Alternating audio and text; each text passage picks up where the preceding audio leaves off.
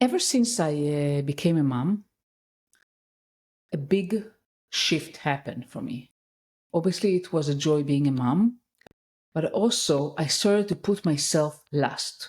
So obviously, my kids became like the most important things in my life, which is a great thing. But I didn't do things for myself. Even the little things, and for those of you who have children, you probably will relate.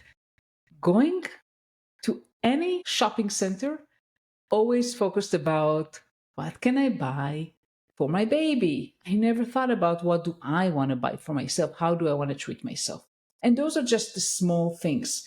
And if you ever looked at your life and thought, I'm doing everything right, so why do I still feel disconnected from myself?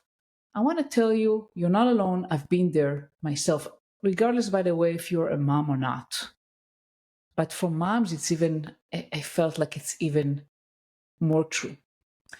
And for years, I was running, chasing goals, taking care of my family, of work, of home chores, everything, proving my worth, doing everything for everyone else, but leaving myself last. And, I remember one day I realized that I was living from the neck up.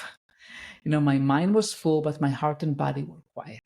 And that's exactly why this week's episode, this week's conversation hit home so much for me.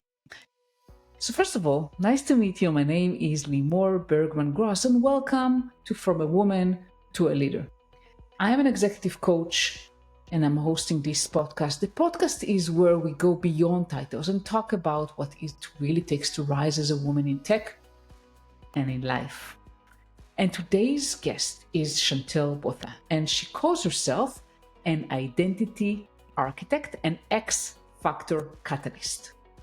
She helps women peel back the layers of conditioning, shame, and expectation so they can lead from authenticity, pleasure, and purpose. And in this episode, we talk about how to stop performing for others and start living for yourself.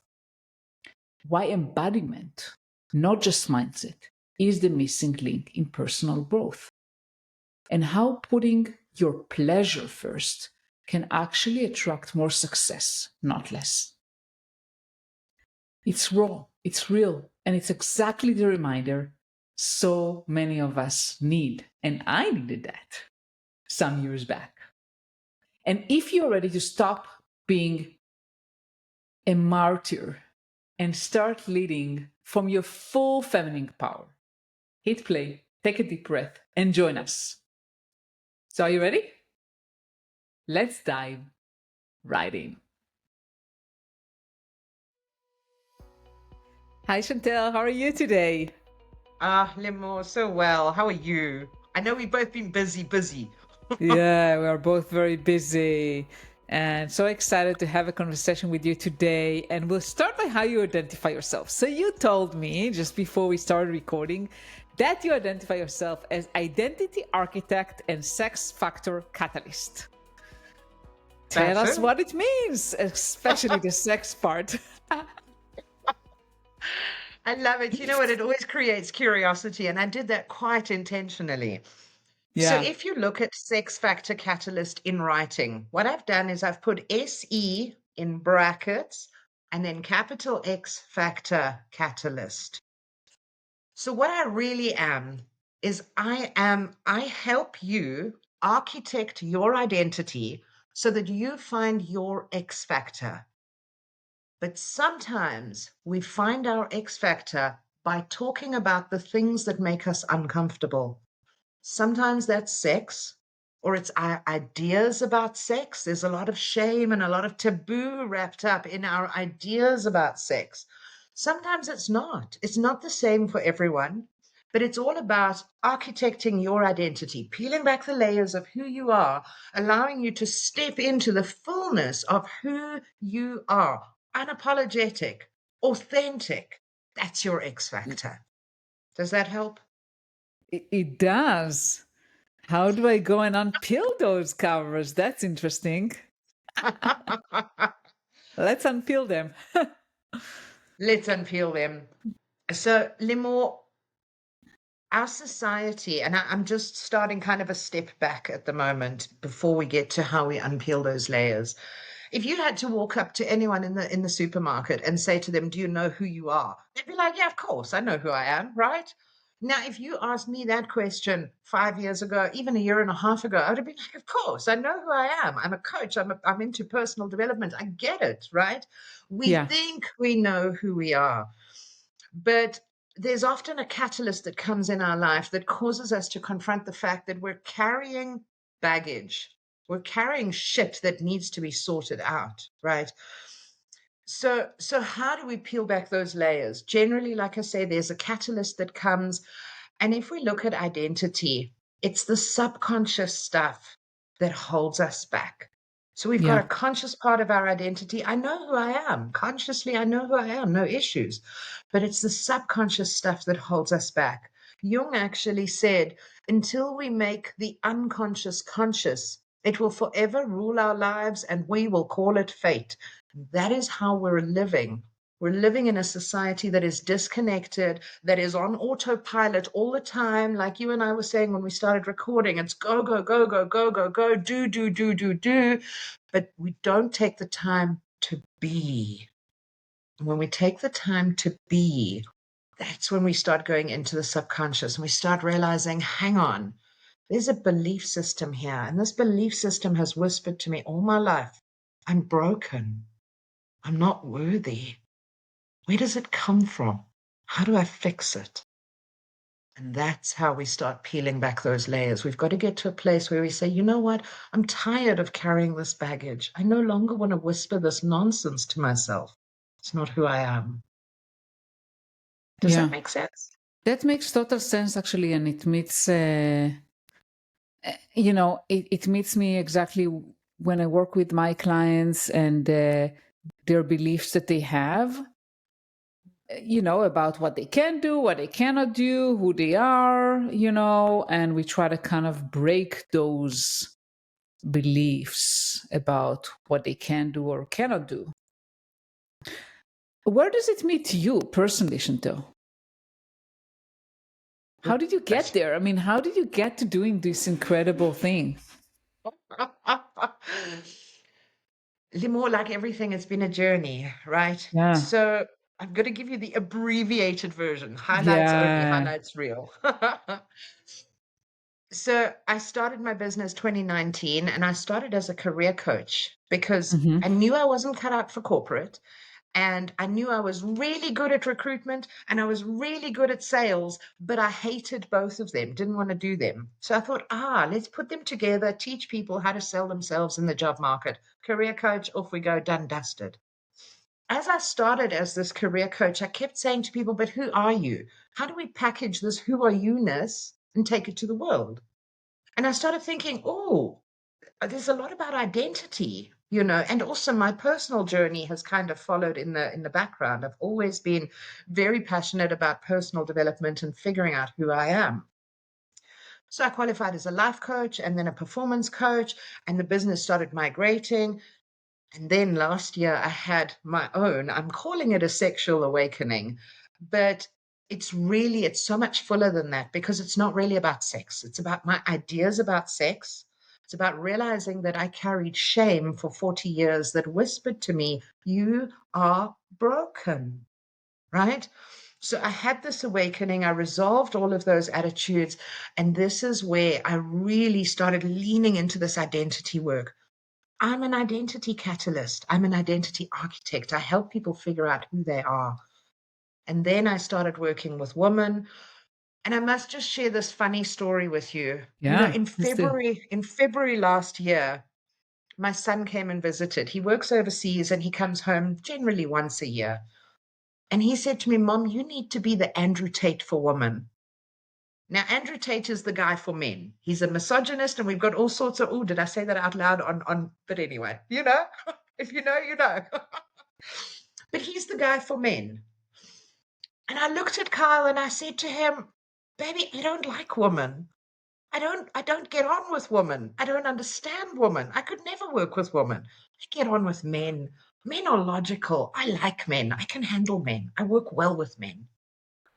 Yeah. Not 2 months later, I had my awakening, and suddenly everything shifted. And you know what happened?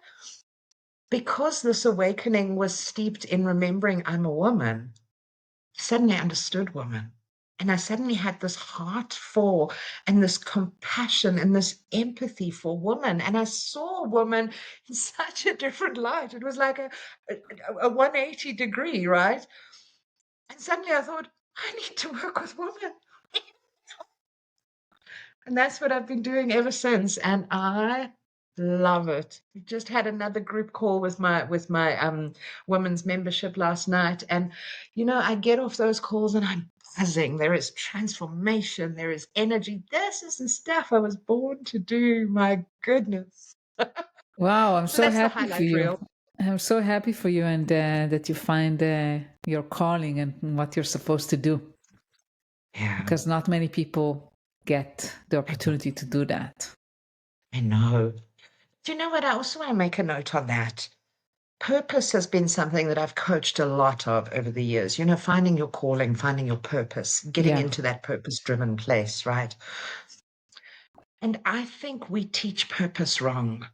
We Okay. teach purpose, we teach purpose from a perspective of find your calling. And it's almost like it's this big light bulb moment or this lightning strike that kind of comes down and hits you between the eyes and says, this is what you are meant to do, right? And we need to simplify purpose teaching. I've had many different purposes in my life. And I don't know if this particular purpose, okay, this is the most exciting, I'm not going to lie, right? But I don't know if this is going to last until the day I die. Maybe in 10 years' time, I find something else that excites me to the next level. So when we teach purpose, we actually need to come from the perspective of what excites you now? What is your purpose today, this month, this week? Let's just simplify it. It doesn't have to be this big ta ta ta ta, you know? That makes total sense, and I very much resonate with that because I'm doing what I'm doing out of love, right, and a full sense of purpose. Like I work with women also, but women like in a career kind of setup in tech, and every woman I talk to, doesn't matter if she's a client, just someone I met, every woman I'm able to help, I feel great. I feel like fantastic. This is like I'm doing what I should be doing. And it's like, yeah, but that may change. Who knows what I want to do next? Mm. I'm going to come back to this identity architecture that I do. And I always say Yeah. to my clients, yeah, we peel back the layers, we figure out who you are, but do not get attached to it because who you are will change and grow as you change and grow. And you can architect your identity for the rest of your life. But it starts with asking yourself, what excites me today? Following that. And then everything else will kind of unfold from there. Who knows where we're going? Who knows where we'll end up? And that's the beauty of this journey, right? I agree. I completely agree with you, Chantelle. So tell me, how do I peel the layers? What's kind of things that a woman hearing us today, what can she do to start unpeeling those layers and find her identity? So I think, there's so many answers I can give to that. And I'm trying to think, what's the best one? You know, when your brain like fries in different directions. I think that the one message I'd like women to take home today is to stop and to check in with themselves. My biggest learning through this journey has been that I'm a twice recovered addict. And the second time I recovered from drugs, I was about mid-30s and I'm 48 now. And my learning through this awakening of mine last year was that since I recovered from the drugs up until last year, I have gone about my business, my life, my relationships like a head on a body. I've forgotten that I had a body, right? And everything has been cerebral, and we live in the knowledge age, and everything is cerebral, and even personal development is cerebral. And as much as I threw myself into personal development work, it was all steeped in the mind. Everything happened from the neck up. I was totally disembodied. And we've got to come back to remembering who we are fundamentally. Fundamentally, we are a soul or a spirit having this human experience, right? So we are human. Let us live like humans. Let us involve our bodies. And this is embodiment. So coming back to that one message that I would like women to take away is if we can pause and learn to check in with our bodies, there is infinite wisdom, and your body talks to you for ages before you listen. Now, how many times haven't we taken a business decision spur of the moment? And we just run on autopilot, like we were saying, right? But if we just took that 2-second pause to go, what does this feel? Is this right for me? Our lives would change irreparably.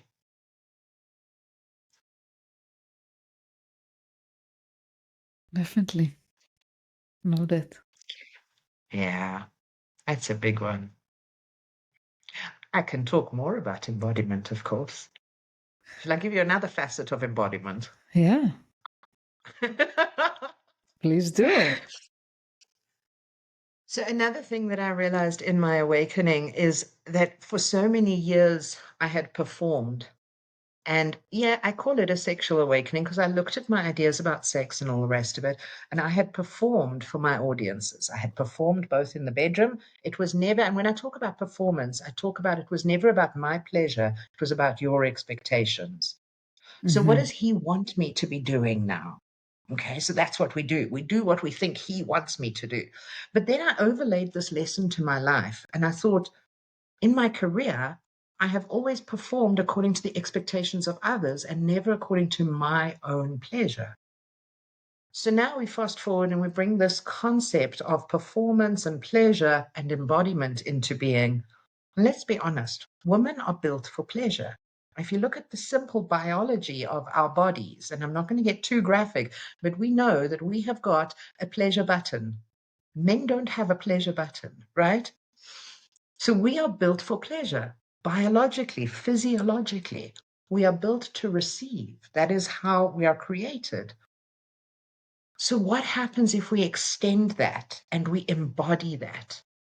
And we start asking ourselves, what will bring me pleasure as opposed to what do they expect from me? And as women, we live our lives largely based on the expectations of society, family, culture, friends, whatever. But when we turn it around and we start embodying that pleasure, it's a different dynamic. Then we start living from abundant joy. Yeah, that's powerful. I agree with you that we tend to think about others before we think about ourselves and we try to please others Mm, all the time. absolutely. And as a result, we call ourselves people pleasers. Yeah. And as a result, we end up being doormats because we're constantly the people that are cleaning up, nurturing, doing the woman things. And we think this is the woman thing, and we think this is feminine energy, and it's not. It's not. You know, when you put your pleasure first, it sounds horribly selfish, but when you put your pleasure first, the world responds to that in a different way. You know, since I've started this journey, I've started cutting services from my business. I've started cutting collaborations from my business. Nothing or anything that doesn't bring me pleasure, I've cut. I'm not interested. I don't want it. And it sounds almost like you're cutting off an arm, but you know what's happening? Is I'm attracting more clients and I'm having more success by cutting out those things that are built on expectations and performance and by pursuing my pleasure. And let's just put it right back to grassroots, right? When someone is operating in full pleasure, they are loving what they do. And Yeah. isn't that what Richard Branson said? Love what you do and the rest will follow, right? All these gurus tell us I this, love but Richard we Branson. forget it. He's such a cool rebel, right? He is. I love, because he's like naughty. He's like always doing fun Yes, stuff and making fool of exactly. himself. I love, what he represents of like having fun while being a Yes, successful business owner. He built an 100%. empire, but he's still like humble and makes Yes. he has a have fun. That's it. all the time. But we can too, Limor. We can too. And we've forgotten it because we've got so wrapped up in the expectations that are surrounding us. Society, work, whatever it might be. You know, we're told to fit in. We're told not to be emotional. We're told who to show up as. And if we just return to fun, you know, pleasure, fun is another word for each other, right? If we just return to that, life will shift. We'll find our zone of genius. Follow the fun, follow the pleasure. Love that. Hmm. Follow the pleasure. So how do Yes. you follow the pleasure and still make money? That's a question I have for you because, I'll tell Mm. you that many women will say, well, but I have to support my family. I have to work. I have to, to be Absolutely. realistic. Absolutely. And that's conditioning as well, but we'll talk about that another time. And that's such a great question because that's what a lot of my clients ask me as well. So, in every job, and I mean, I've done a lot of career coaching, so I've really worked with this. In every single job, there are things that you're not going to like doing, and there are things that you're going to like doing. And I'm just going to take my job, for instance. In my job, I am a sole business owner, right? I don't like invoicing and I don't like admin, but I have to do it. But here's the thing, there are things that I love in my job. I love my sessions with my ladies. I love speaking. Anything that I can get to deliver that transformation that I do, I love. But there's a whole lot of other stuff that goes on behind the scenes that I really have to, grab myself by the scruff of the neck and say, come on, Chantelle, apply yourself, just do it. So coming back to your question, find the thing that you love in your job and amplify it. So go back. So let's take an accountant. Let's say, and my mom is an accountant, so this is a good example. Yeah. She loves balancing figures. She loves the numbers. But again, there are also certain aspects of her job that she doesn't enjoy. She doesn't enjoy her boss. She doesn't enjoy the environment. There's stuff that she doesn't enjoy, right? But instead of focusing on that, I keep telling her to amplify those numbers, that work. So find ways to do more of that. But even when you have to do the grudge stuff and go and sit with the boss that you don't like too much, we don't want to put our energy and our attention there because where energy or where attention goes, energy flows, right? So if we're constantly talking about the grudge things in our job, imagine if I was walking around going, oh, I'm going to do some more invoicing. Oh, I'm going to do some more admin. Oh, it's terrible. It's going to suck me down. Yeah. It's a reality. I have to do it. But instead, I amplify the delivery work that I'm so passionate about. So find the thing that you love, amplify it as much as you can, do it to the best of your ability, and then use that to craft the next and the next and the next step. Yeah. I don't like invoicing too. So, I like the result of invoicing, but not doing the actual. funny fact. Chantel, I actually learned, I learned in university computer science and accounting, and I don't know what was going in my head when I Oh, signed up wow. for double major with accounting. I'm like the last person that that can be an accountant. I really hate doing taxes. I hate Yes, anything related to those things. that's it. But So now imagine if you walked around all day, every day, complaining about the tax that you have to fill in. Amplify that for a couple of months. Where do you think your business is going to be in a few months? sinking probably. 100%.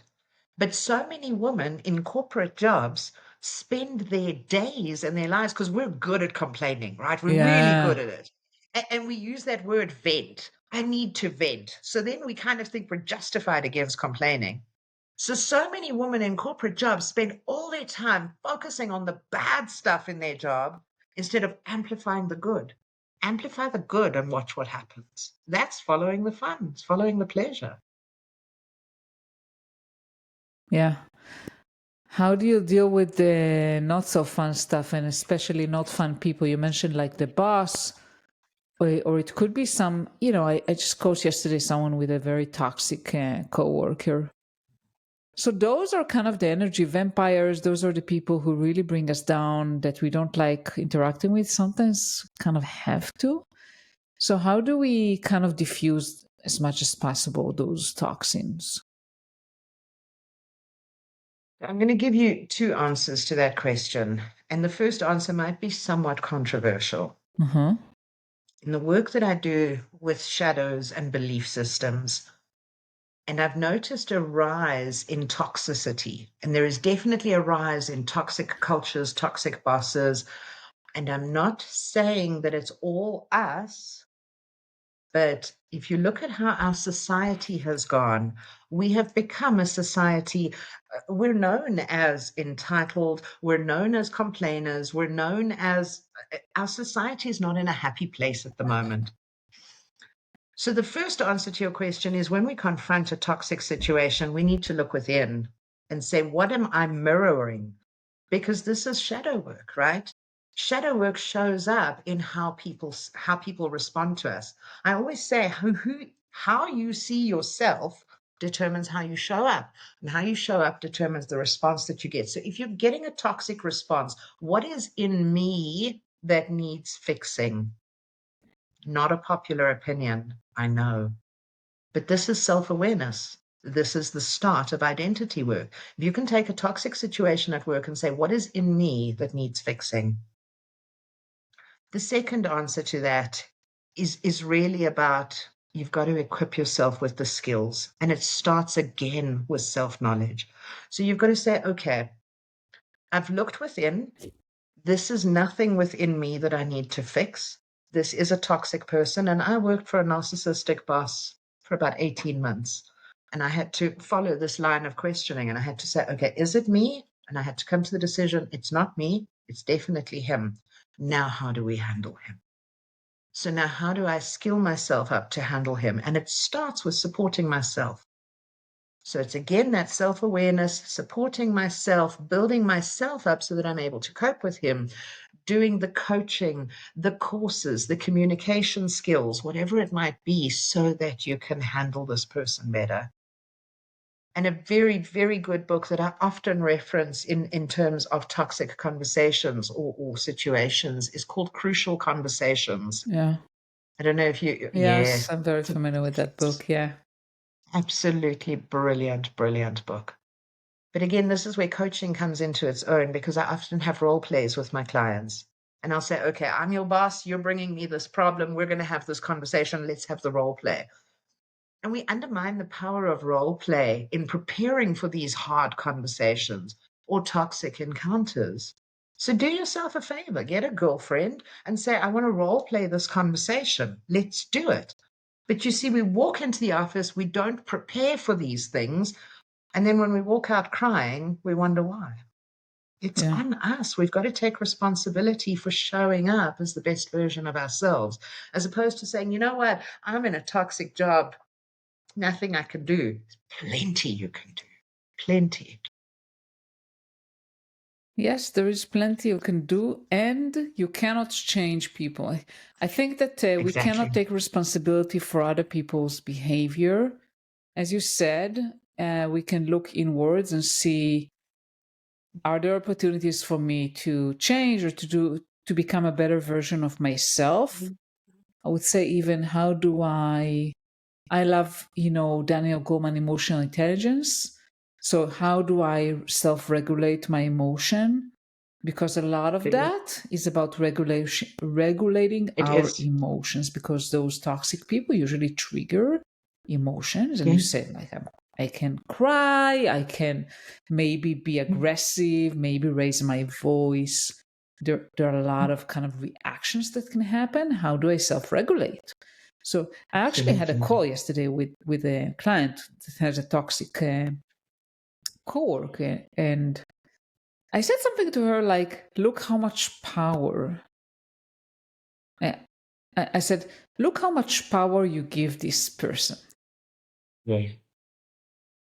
And when I said that, she looked at me. She's like, "Yeah."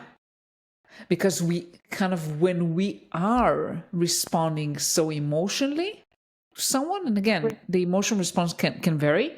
We give them a lot of power. We do. But then what we do more than that, particularly as women, is we take that situation home and we chew on it and we replay it and we chew on it and we share Yeah. it with our friends and we vent and we chew on it. So what we're doing is we're giving it more power Yeah. inadvertently. Yeah.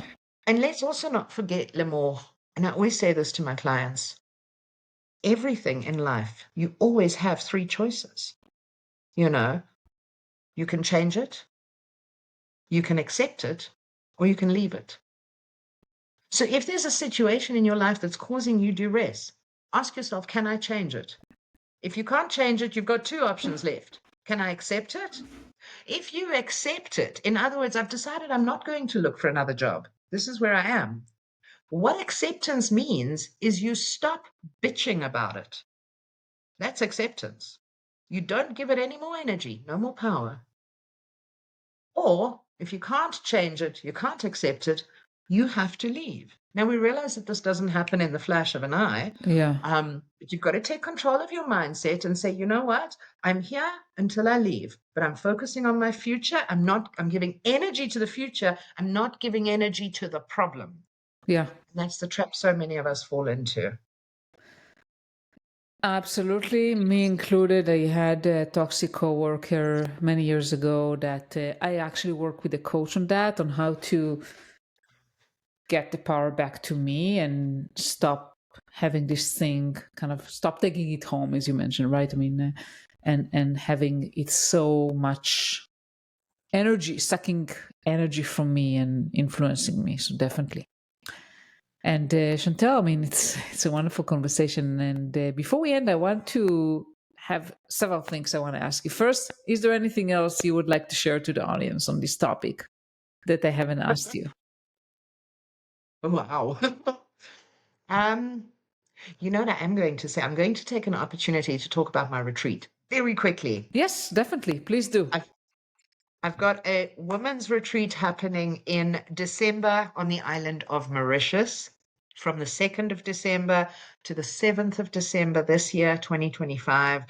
It's all about women. We're going to be dealing with boundaries, identity, sensuality, embodiment, all of that stuff. It's truly global. I would love to see you there. And I'll send you the link. You can pop in the podcast for this one as well. Wonderful.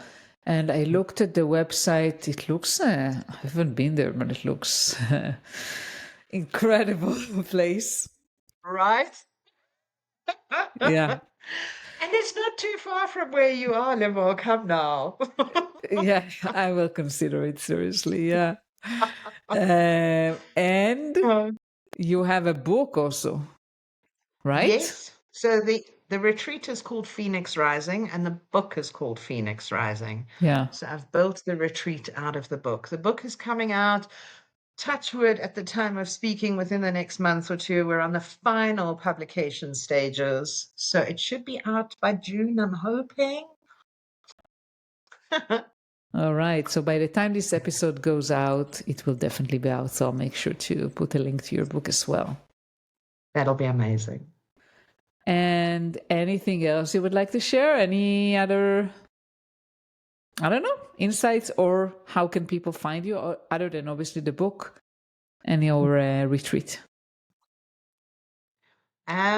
Okay, always look for me on LinkedIn. LinkedIn is the best place to find me. I'm updating that all the time. Or you can go to my website, dragonflyCCC.com. But what I want to leave with your audience is I really want to leave this theme that we've discussed. Stop being a martyr and start putting yourself first. Women were never meant to be martyrs. Put yourself first. I know it feels completely backwards to how you've lived, but put yourself first. See what happens. Make decisions for you, not for the children, not for society, for you. You can do this. Love it. Thank you so much, Chantelle. It's been a pleasure speaking with you today. Oh, likewise. Thank you, Limor. Hey, I hope you enjoyed the episode with Chantelle and don't go just yet. I would really appreciate your feedback. So if you have been enjoying this episode or any episode from A Woman to a Leader, podcast, please take a moment to follow, share the show with a friend, and let me know what resonated most from today's episode. Don't forget to hit subscribe, because next week I'm talking with Tara Landis, and she's the founder of Bellrock, a Canadian management consulting firm helping leaders build high-performing teams and lasting organizational change. And we dive into one of the most challenging and rewarding career transitions, moving from being a top individual contributor to becoming a manager. And we talk about how do you know if management is right for you? What mindset shifts are essential? And the biggest mistake new managers make. So if you ever, been promoted or thought, wait, what do I do now? I thought about that, believe me, more than once since I became a manager. So this episode is for you. So for all managers out there, especially new managers or aspiring to become managers, this episode is for you. See you next week. Bye.